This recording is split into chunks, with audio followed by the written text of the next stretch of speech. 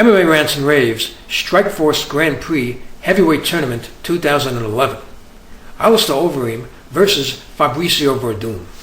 Guys, let's talk about this fight. I find this fight very intriguing because of the history, the fact that these two guys faced each other before, with Fabricio Werdum being the victor. So you have this revenge match, so to speak. And then, of course, what these fighters have been through since then.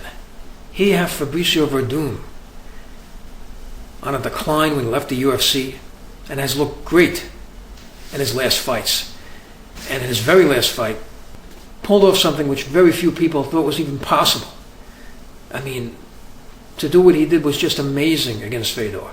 So, he is coming off the victory which absolutely shocked the world. And, what he's done before has been impressive. He's looked good. And he just seems like a different fighter, especially based on what he's done.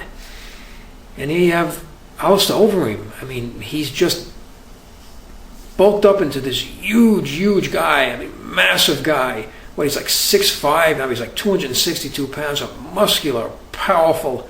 I mean, and he just won the K1 Grand Prix. I mean, he's a champion. He picked up the Dream Belt recently.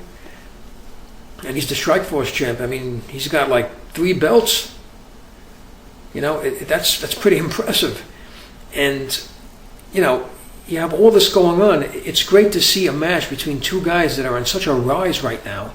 And at the same time, two guys that are very different. You have a guy, basically, one of the kings of stand-up in the heavyweight division in mixed martial arts. I mean, his stand-up it's hard to, really argue if there are guys out there that are better than him in the stand-up because, he's the K1 champ. And everything he does in the stand-up, and then you have a guy like Fabricio Werdum. I mean, I can't find a guy as a heavyweight that's a better Brazilian Jiu-Jitsu guy than Fabricio Werdum. I mean, he's like world class. So you have two guys with these, skills that they have. Fabricio Werdum being the master on the ground. Alistair Overeem, who is what he is, in the stand-up. Possibly the top, utilizing a multitude of stand-up skills. So it's really, really interesting to see styles make fights. I mean, this is great. This is like unbelievable. I mean, that's how good this fight potentially can be. Now, there's a point I want to make, about both fighters. I want to start with Alistair Overeem. If you watch mixed martial arts guys throughout the years, you can have fighters that may like to stick to one thing, right? And then there's some other fighters that like to use a multitude of things and different skills in a fight. But one thing kind of stands out in front of everything else. What a fighter is known for. Chuck Liddell with the overhand right. Mirko Krokop, the high left kick. Well, Alistair Overeem, the knee.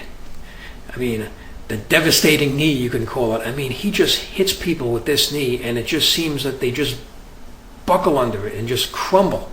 Just look at his past 2 mixed martial arts fights. The one against Brett Rogers, before he finished that fight with the ground and pound. I mean, he hit him with a knee. I mean, you could just see Rogers' eyes like, oh my goodness. You could just look in his face, and you could just wonder what he's thinking, like, what just hit me like that? What just hit me? I mean, it was just unbelievable. The impact of it and the way he reacted to it. You just saw the beginning of the end, for Rogers in that fight. That's how devastating this guy's knees are. And then you look at the following fight against Todd Duffy. I mean, come on, Todd Duffy's no joke. I mean, he holds a record of the fastest knockout in UFC history against, a guy like Tim Hague, who's, a tough guy. He's been through a war with Beltran. I remember I saw this fight. I mean, he could take some punishment. I mean, to knock this guy out that quickly. I mean, this is a tough guy. You look at him, the guy looks like some kind of He-Man action figure. The ones I used to collect as a kid. I mean, he looks like that. It's just crazy. And I remember in that fight, he just hit him again, one of those knees. And it was the last knee that he hit him with. He just basically crumbled against the ropes. I mean, look at how built this guy is. And he got hit with that. And, it was over after that, in my opinion. Not a punch that came after. I mean, that fight was over. This guy, he has that knee, that deadly knee that he's known for. And it could be a mixture of things, his size, his power itself, the way it comes across, and everything he uses to put behind it. I mean, it just gives opponents a lot of trouble. And then, he puts you in a Muay Thai clinch and hits you with that thing. He can hit you with that thing repeatedly. My goodness, I mean, it's devastating. It really is. So, he's a very dangerous opponent. It's not just that. He's got these stand-up guillotines. He has these massive biceps. He can lock you into one of those things and he can finish you standing up. I mean, he's done it. So, he's a very dangerous fighter. Some people, they're known for the guillotines on the ground. I mean, he could do it standing up. That's how powerful he is, and it's a technique too. So he's a dangerous fighter, So, that's Alistair Overeem. Let's talk about Fabricio Werdum. Fabricio Werdum, basically, you're on the ground with him. You better be really, really good in Brazilian Jiu-Jitsu, or you better be able to have really good sweeps, or be able to get back to your feet. All right? Because if you're not, you're as good as finished. He's going to finish you. That's his world. His domain is the ground. He gets you there, that's it. There's a good chance he's going to submit you. So, basically, as far as the fight is concerned, I mean, the way I see it, Overeem, the fight starts standing up. He's, as far as Overeem, if he utilizes the knees like he always does what he generally does, uses the knees, uses the striking, and he has, pretty good takedown defense. I mean, he demonstrated it. I think Duffy, it looked like, was trying to get him down. It's a pretty big guy. He's trying to grapple with him in a way. So, his takedown defense is, has shown to be good. And if he can utilize that and, hit Werdum with something, this fight can be over very early. Because, anybody. I mean, you look at Dos Santos.